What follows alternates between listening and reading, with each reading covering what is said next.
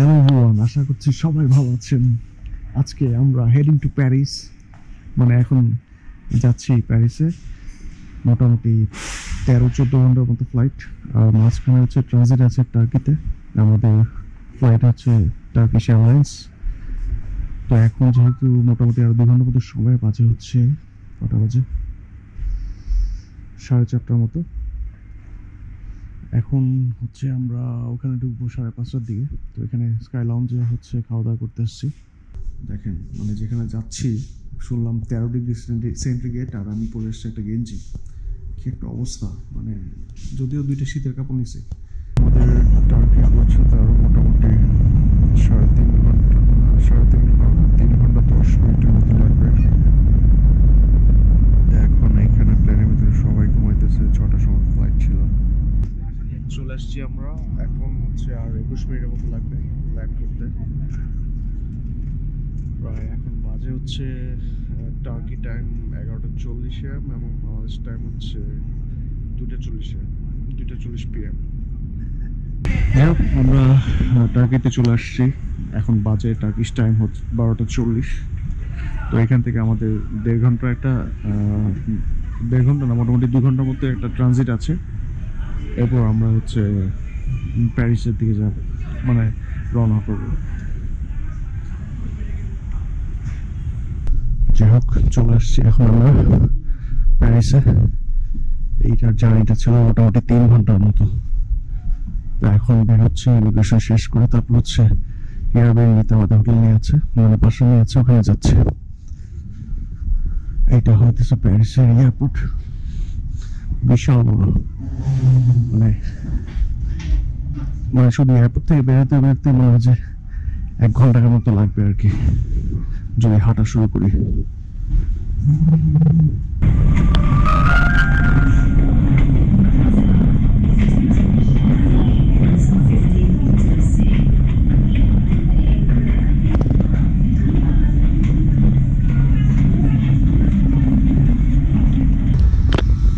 যাই হোক, এবার তো আমরা পৌঁছে গেছি, মানে যেখানে আমাদের এয়ারবিএনবি করা হয়েছিল ওখানে পৌঁছে গেছি। এটা হচ্ছে 2nd ফ্লোরে হচ্ছে আমাদের এয়ারবিএনবি করা। তো এখন এখানে বাজে হচ্ছে 7টার মতো। এরপর লাগেজটাকে সব রেখে একটু বের হবো।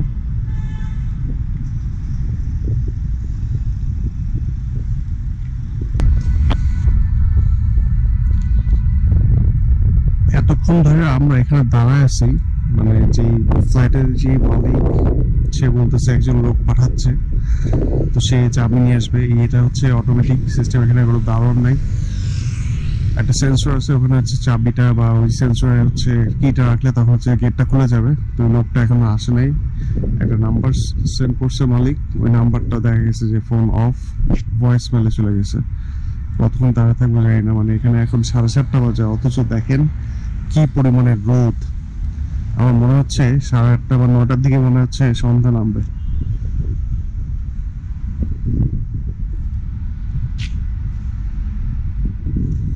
এই ফ্ল্যাটটার সাইডে হচ্ছে একটা নদী, ওই যে ব্রিজটা দেখতে পাচ্ছেন দূরে, ওইটার নিচে হচ্ছে নদীটা।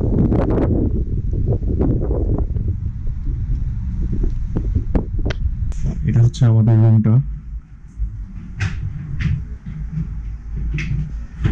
এই বারান্দার থেকে হচ্ছে এই ভিউটা দেখা যায়।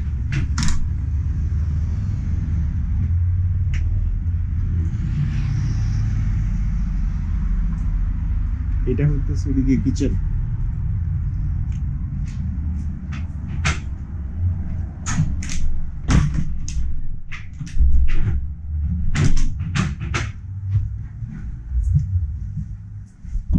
এখানে ওয়াশরুম একটা, ওয়াশরুমের লাইট কই।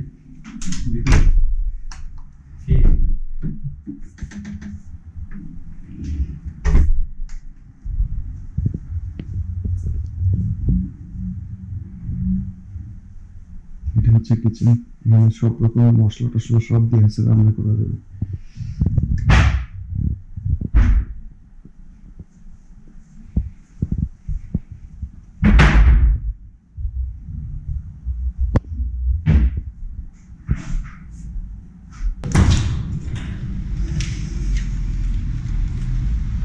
ইউরোপে খাবারের যেই দাম, তাতে করে যেটা হচ্ছে আমরা এখন সুপার শপে যাচ্ছি।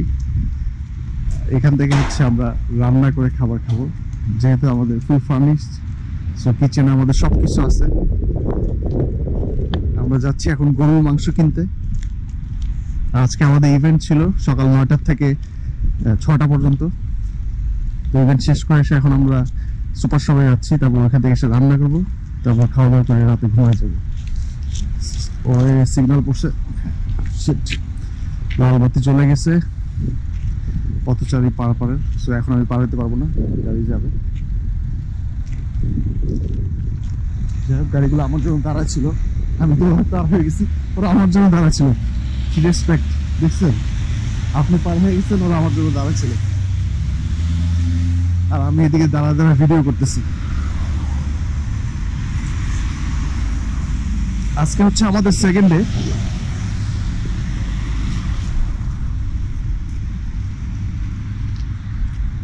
এই লাল বিল্ডিংটার 2 তলায় থাকি আমরা।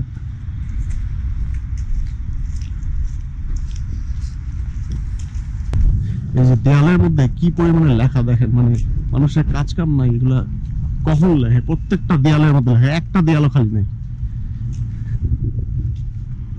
অনলি যে বিল্ডিং এর দেয়ালগুলোতে লেখা থাকে না, বাট নর্মাল যে ওয়ালগুলা, ওগুলোর মধ্যে হচ্ছে এই ড্রয়িং গুলো থাকে।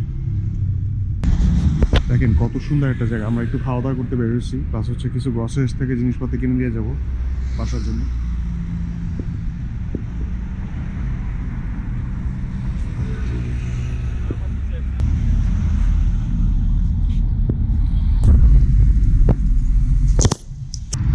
দেখেন সচেতন নাগরিক হয়ে গেছে আমরা বিদেশে আসার পরে।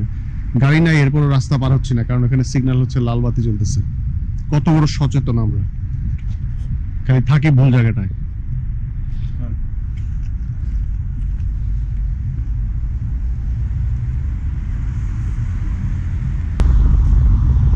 আমরা এই ক্যারিফোর সুপার শপে যাব। বিশাল বড় মার্কেট, হচ্ছে একটা মানুষ নাই, খালি 2-3 জন মানুষ আর আমাদের জন্য।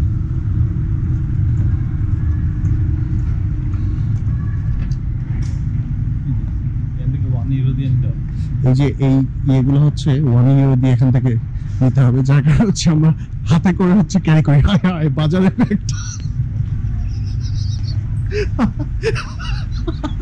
আমরা বাজারের ব্যাগটা আনি নাই, কালকে ওটা 1.5 ইউরো দিয়ে কেনা হয়েছে, মানে 150 টাকা দিয়ে 10 টাকার বাজারের ব্যাগ কিনছি, বাট ওটা আনতে ভুলে গেছি। অজ্ঞতা হচ্ছে হাতে নিয়ে হচ্ছে হাঁটতে হবে, তার মধ্যে গরুর মাংসের মতো একটা জিনিস হাতে নিয়ে হাঁটবো। দেখেন কত বড় একটা সুপার শপ, মানে এখানে আসলে মাঝে মধ্যে হারায় যায়। গতকাল আসছিলাম, হারায় গেছিলাম, এত বড় একটা শপ। আর মানে কোথায় কোন প্রোডাক্ট আছে খুঁজে বের করা খুবই টাফ। তো এই ঝুড়িটা মনে ফ্রি না? যাক, দেখেন এখানে বিফের ট্রান্সলেশন করতে হচ্ছে আমাদের ফ্রেঞ্চ ভাষা, এটা বইফ লেখা, বইফ লেখা।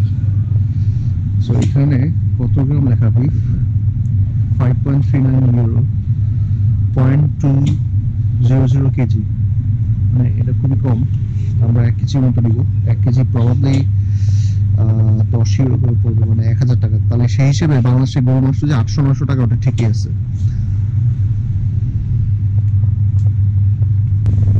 আর এখানে মুরগির প্রাইস হচ্ছে 15 ইউরো করে, যেটা হচ্ছে 1500 টাকা।